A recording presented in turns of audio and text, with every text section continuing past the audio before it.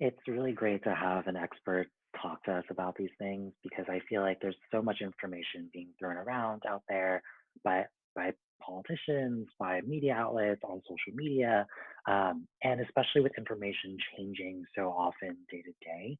What sources do you recommend for accurate and up-to-date information on COVID? So I'm a scientist. I follow the science.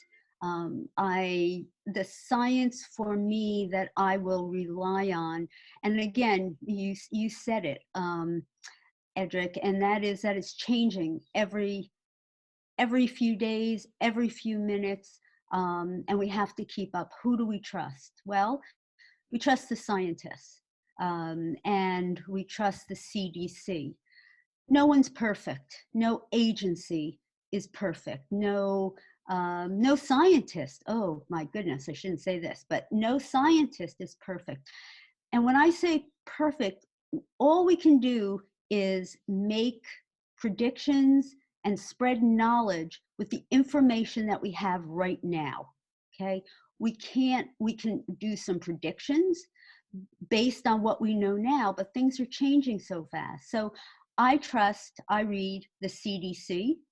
I read, despite any disputes over the WHO, I agree with the WHO. It's the World Health Organization, and they have a global perspective on things. The CDC, the Center for Disease Control, has a more national perspective on things. The NIH, the National Institute of Health, um, the any of the institutes from the National Institute of Health.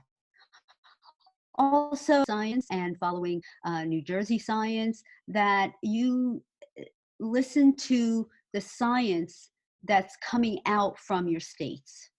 Um, Personally, I think the governor of New York is doing an excellent job. I think the governor of New Jersey is doing an excellent job in forwarding the information as it emerges.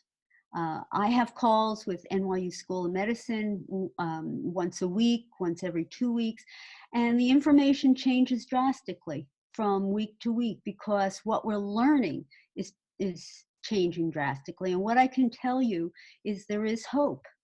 And if you follow the science across the nation, you'll see that many things are emerging, many things that we're learning.